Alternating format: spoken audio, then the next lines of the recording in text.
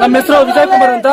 ನಮ್ಮೂರು ಬಂದು ಮುಕ್ಚಿನಹಳ್ಳಿ. ಮುಂಚೆ ಸುಮಾರು ರೆವಿನ್ಯೂ ಡಿಪಾರ್ಟ್ಮೆಂಟ್ ಇವಾಗ ಮುಚ್ಚಿನಹಳ್ಳಿ ಇರೋದು. ಮಜರಾ ತುರುನಹಳ್ಳಿ ನಮ್ಮೂರು ಗ್ರಾಮ ಬಂತು. ಇವಾಗ ಪ್ರೆಸೆಂಟ್ ನಾವು ಇರೋದು ತುರುನಹಳ್ಳಿಯಲ್ಲಿ. ನಮ್ಮೂರು ಬಂದು ಮಜರಾ ಮುಕ್ಚಿನಹಳ್ಳಿ. ಇವಾಗ ಮುಕ್ಚಿನಹಳ್ಳಿಗೆ ಸುಮಾರು ಇದುವರೆಗೂ ದಾರಿನೇ ಇಲ್ಲ ಸರ್.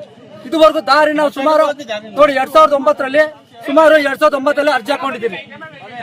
ನೋಡಿ ಡೇಟ್ ಇದೆ ನೋಡಿ ಸರ್.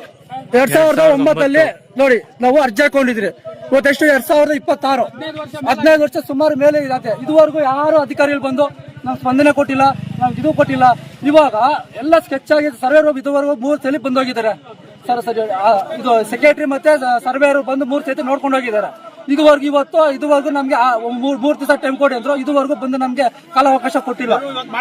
ತಳ್ಬಿಟ್ಟು ನೋಟಿಸ್ ಎಲ್ಲ ಕೊಟ್ಟು ಕಾನೂನು ಪ್ರಕಾರ ಬದ್ಧವಾಗಿ ಮಾಡ್ತಾ ಇದ್ರು. ಇವಾಗ ಬಂದ್ಬಿಟ್ಟು ನಾನು ಅದ್ ಮಾಡಿದೀನಿ, ಇದು ಮಾಡಿದೀನಿ, ನಮ್ ಕಾಲಾವಕಾಶ 7 ದಿನ ಬೇಕು, ಹಂಗೆ ಅಂತ ಹೇಳ್ಬಿಟ್ಟು ಒಬ್ಬ ಪೊಲೀಸ್ ಅಧಿಕಾರಿಯಾಗಿ ಅವರೊಬ್ಬ ನ್ಯಾಯ ಕೊಡ್ಸೋ ಜವಾಬ್ದಾರಿ, ಸಾರ್ವಜನಿಕ ಜವಾಬ್ದಾರಿ ಕೊಡೋನಾಗಿ ಅವನೇ ಇವತ್ತು ಸುಮಾರು ಊರೆಲ್ಲ ಅವನೊಬ್ಬ ಸರ್. ಸುಮಾರು ಕಾಲಿಟ್ಕೊಂಡ್ ಬೇಡ್ಕೊಂಡಿದ್ರು ಮನೆ ಹತ್ರ ಹೋಗಿ ಅವ್ರ ಹತ್ರ. ಸರ್ ಬಿಡಿ, ಇದೊಂದ್ಸಲಿ ಬಿಟ್ಬಿಡಿ ದಾರಿ ಬಿಟ್ಟಿದ್ರು ಸರ್. ಮೊನ್ನೆ ರೀಸೆಂಟ್ ಆಗಿ ಬಿಟ್ಟಿದ್ರು. ಸುಮಾರು 3 ದಿವಸ ಆಯ್ತು ಮುಚ್ಚವ್ರು. ಬರೀ 3 ದಿವಸ ಆಯ್ತು ಮುಚ್ಚಿ. ನಾವು ಅದಕ್ಕೆ ಸುಮ್ಮನೆ ಆಗೋದು. ಈಗ ಬಿಟ್ಟವನಂತ ಮತ್ತೆ 3 ದಿವಸ ಬಿಚ್ಚೋದು, ಮತ್ತೆ ತುಂಬೋದು, ಮತ್ತೆ ಬಿಚ್ಚೋದು, ಮತ್ತೆ ಇದು ಮಾಡ್ತಾನೆ. ಅದಕ್ಕೆ ತಹಶೀಲ್ದಾರ್ ಬಂದಿದ್ದಾರೆ, ಆರ್ಎ ಬಂದಿದ್ದಾರೆ, ಡಿಟಿ ಮಾಡಿ ಬಂದಿದ್ದಾರೆ, ಸರ್ವೇರ್ ಬಂದ್ರೆ ಇವಾಗ ಬಂದ್ರು. ಇವಾಗೂ ದಾರಿ ಹಾಕೋ ತರಬೇಕೋಸ್ಕರ ಅವ್ರ ಕೈಯಲ್ಲಿ ಆಗಿಲ್ಲ ಅಂದ್ರೆ ಇನ್ನೇನು ಅಧಿಕಾರ ಆಗಿರ್ಬೇಕು ಅವರು. ಅವ್ರ ಕೈಲಿ ಆಗಿಲ್ಲ ಅಂದ್ರೆ ಇನ್ಯಾರು ಬರ್ಬೇಕು? ಇಲ್ಲ DC ಬರ್ಬೇಕಾ? ಇಲ್ಲ ಅಂದ್ರೆ ಸಿದ್ದರಾಮಯ್ಯ ಸಾಹೇಬ್ ಬರ್ಬೇಕಾ? ಇಲ್ಲ PM ಮೋದಿ ಬರ್ಬೇಕಾ? ಯಾರು ಬರೋವರೆಗೂ ಇದುವರೆಗೂ ನ್ಯಾಯ ಸಿಕ್ಕಿಲ್ಲ. ನಾವ್ ಯಾಕೆ ಬಿಡ್ಬೇಕು? ಇಡೀ ಊರೆಲ್ಲ ಬಂದಿದ್ದಾರೆ. 3 ಗಂಟೆ ಕಾಲಾವಕಾಶ ಕೊಟ್ಟಿದ್ರು. ಇವತ್ತವರೆಗೂ ನಮ್ಮ ಇವಾಗ ಬಲ್ಲ ಯಾವ ಕಾಲಾವಕಾಶ ಕೊಡಿ ಅಂತ ತಹಸೀಲ್ದಾರ್ ಹೇಳ್ತಾ ಇದಾರೆ. ಇಷ್ಟು ವರ್ಷ ಆಗೈತೆ, ಸುಮಾರು 15 ವರ್ಷ ಇದುವರೆಗೂ ಮಾಡ್ಕೊಳ್ಳಿ. ಇವಾಗ ಬಂದ್ರು ಮತ್ತೆ ಇವಾಗ ಆಗಲ್ಲ. 7 ದಿನ ಕಾಲಾವಕಾಶ ಕೊಡಿ ಅಂತ ತಹಸೀಲ್ದಾರ್ ಹೇಳ್ಕೊಳ್ತಾರೆ. ನ್ಯಾಯ ಕೊಡಿದವ್ರು ಇನ್ಯಾರು? ನ್ಯಾಯ ಕೊಡೋರೇ ನಮ್ಗೆ ಮೋಸ ಮಾಡ್ತಾ ಇದ್ದಾರೆ ಸಾರ್ವಜನಿಕರಿಗೆ. ಇನ್ಯಾರು ನಮ್ಗೆ ನ್ಯಾಯ ಕೊಡೋದು? ಅವನೊಬ್ಬ ಪೊಲೀಸ್ ಅಧಿಕಾರಿ ಇದುವರೆಗೂ ಅವ್ರಿಗೆ ಕೆಲಸ ಮಾಡಿದ್ರೆ ದೌರ್ಜನ್ಯ ಮಾಡ್ತಾರೆ. ಊರೆಲ್ಲ ಬಂದು ಇಟ್ಕೊಂಡು ಹೋಗಲ್ಲ ನನ್ ಜಮೀನ್ ಅಂತಾನೆ.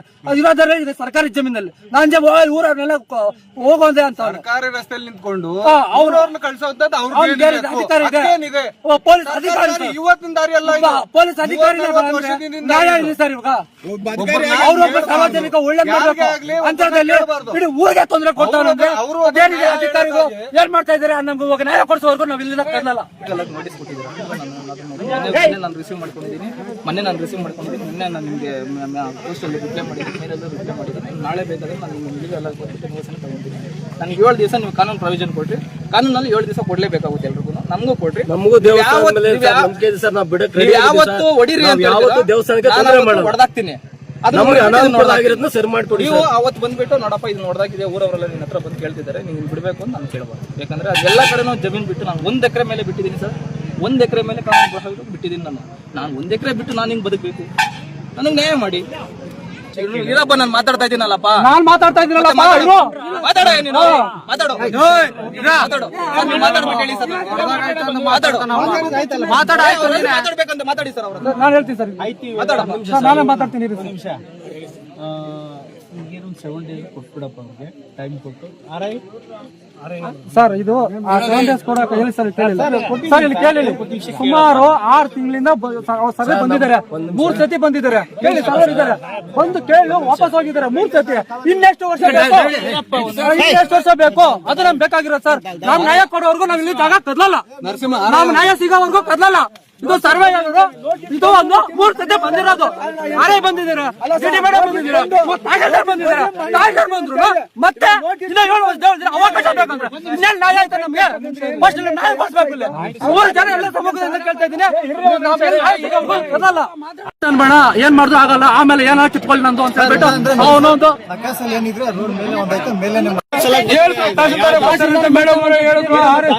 ಯಾರಾದ್ರೂ ನನಗೆ ಮತ್ತೆ ಯಾಕೆ ಹೇಳಿ ಇನ್ನೇ ಎಷ್ಟು ದಿನ ಅಂತ ತಿರ್ಸ್ತೀರಾ ಮ್ಯಾಮ್? ನಾವು ಅಲ್ಲ ಇನ್ನೇ ಎಷ್ಟು ಸಲ ತಿರ್ಗ್ಬೇಕು ಹೇಳಿ ನಾವು?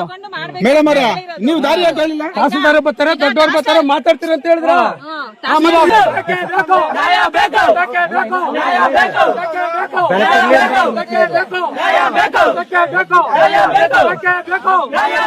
ನಾವು ದೇವಸ್ಥಾನಕ್ಕೆಲ್ಲ ದಾರಿ ತುಂಬಾ ಜನ ತೊಂದರೆ ಆಗಿದೆ. ಆದ್ರೂ ಅವನು ವೆಂಕಟೇಶ್ ಅಂತ ಒಬ್ಬ ಪೊಲೀಸ್, ಆದ್ರೂ ಅವನು ತುಂಬಾ ಊರಲ್ಲಿ ತೊಂದರೆ ಕೊಟ್ಟು ಎಲ್ಲರಿಗೂ ತೊಂದರೆ ಕೊಟ್ಟಿದ್ದಾನೆ. ದಾರಿ ಬಿಡಲ್ಲ, ಬೇರೆ ದಾರಿಗಳಲ್ಲಿ ಮುಚ್ಚಿದೆ ಅಂತಾರೆ ಅಂತ ಅನ್ಬಾರ್ದು. ನಾವು ಬೇರೆಯವರೆಲ್ಲ ದಾರಿ ಮೇನ್ ರೋಡ್ ಮುಚ್ಚಿಬಿಟ್ಟು ಎಲ್ಲ ಹೋಗ್ತಾರೆ, ಅವ್ರು ಮನೆಯೊಳಗಡೆ ಹೆಂಗ್ ಬರ್ತಾರೆ? ನಾವು ದೇವಸ್ಥಾನ ಪಾಯ ಹಾಕಿ ಸುಮಾರು 8 ವರ್ಷದಿಂದ 10 ವರ್ಷ ಆಗಿದೆ. ಇವತ್ತು ದೇವಸ್ಥಾನ ಕಟ್ತಾ ಇದೀವಿ, ದೇವಸ್ಥಾನಕ್ಕೆ ದಾರಿ ಬಿಡ್ತಾ ಇಲ್ಲ. ಮುಂದಿನ ದಿನಗಳಲ್ಲಿ ಇದು ಉಗ್ರದು ಹೋರಾಟ ಮಾಡ್ತೀವಿ. DC ಆಫೀಸ್ ಹತ್ರ ಒಂದು ಮಶಾಣ ಇದೆ, ಆಂಜನೇಯನ ದೇವಸ್ಥಾನ ಇದೆ, ರಾಮರ ದೇವಸ್ಥಾನ ಇದೆ, ಒಂದು 300 ಎಕರೆ ಜಮೀನ್ ಇದೆ. ಆ ಜಮೀನುಗಳಿಗೆ ದಾರಿ ಇಲ್ಲ. ಸುಮಾರು ಸತಿ 6 ವರ್ಷದಿಂದ ತಾಲೂಕು ಆಫೀಸ್ ಓಡಾಡಿದ್ದೀನಿ. ಇವತ್ತು ಬರ್ತೀವಿ, ನಾಳೆ ಬರ್ತೀವಿ, ಪರಿಶೀಲನೆ ಮಾಡ್ತೀವಿ. ಇವತ್ತು ಸುಮಾರು 2 ಸತ ನೋಟಿಸ್ ಕೊಟ್ಟಿದ್ದಾರೆ. 2 ಸತ ಬಂದು ಸರ್ವೇಯರ್ ಬಂದು ಚೆಕ್ ಮಾಡಿ ಎಲ್ಲ ಕೊಟ್ಟು ಇವತ್ತು ಗ್ಯಾರಂಟಿ ಮಾಡಿಸ್ಕೊಡ್ತೀವಿ ಅಂತ ಹೇಳಿ ಇವತ್ತು ಯಾವ್ದೋ ಒಂದು ವಂಶಸ್ಥ ನಮ್ಮೂರ ಒಂದ್ ಸ್ವಲ್ಪ ತಕರಾರಿತ್ತು, ಅದು ಪರಿಶೀಲನೆ ಮಾಡಿದಕ್ಕೆ ಲೇಟ್ ಆಯ್ತು. ಮುಂದಿನ ದಿನಗಳಲ್ಲಿ ನಮ್ಮ ತಹಸೀಲ್ದಾರ್ನ ಕೇಳ್ಕೊಳೋದು, RI TT ಸೆಕ್ರೆಟರಿ ಕೇಳ್ಕೊಳೋದು ಏನಂದ್ರೆ ಮುಂದಿನ ದಿನ ನಮ್ಗೆ ದಾರಿ ತೆರವುಗೊಳಿಸಬೇಕು. ಇಲ್ಲಾಂದ್ರೆ 3 ದಿವಸ ಟೈಮ್ ತಗೊಂಡಿದ್ದಾರೆ.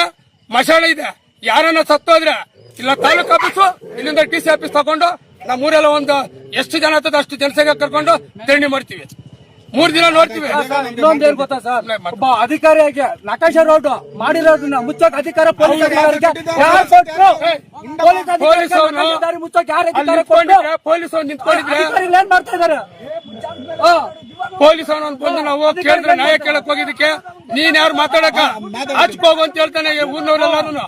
ಏನ್ ಊರಿಗಿನ ದೊಡ್ಡವನ ಅವನೊಬ್ಬ ಪೊಲೀಸ್ ಅಧಿಕಾರಿ ಆಗಿ ಅವನು ಬೇರೆಯವ್ರಿಗೆ ಏನ್ ರಕ್ಷಣೆ ಕೊಡ್ತಾನೆ? ಹೋಗಿ ನಾವೇ ಕೇಳಿದ್ವಿ, ಬೇಡಪ್ಪ ದೇವಸ್ಥಾನ ಅನುಕೂಲ ಮಾಡೋಣ, ಆಯ್ತು ನಂದೊಂದು ಕೋರಿಕೆ ಐತೆ, ನಾನು ಕೋರಿಕೆ ನಾನು ನೆರವೇರಿದ್ರೆ ನಾನೇ ಬಂದು ಮಾಡ್ಕೊಡ್ತೀನಿ, ನಾನೇ ದಾರಿ ಮಾಡ್ತೀನಿ ಅಂತ 3 ವರ್ಷ ಆಗತ್ತೆ ಸರ್. ಕೋರಿಕೆನೂ ಆಗೈತೆ, ಇವತ್ತಿಗೂ ಇಲ್ಲ. ಇವತ್ತು ಮಾತಾಡಕ್ ಹೋದ್ರೆ ಅವ್ರ ಅಮ್ಮ ಬರ್ತಾ ಇದೆ, ನೀನ್ ಅವನು ಮುಸ್ಲಿಂ ಹೇಳೋನು ಹೋಗೋಲೆ ಅಂತಾನೆ.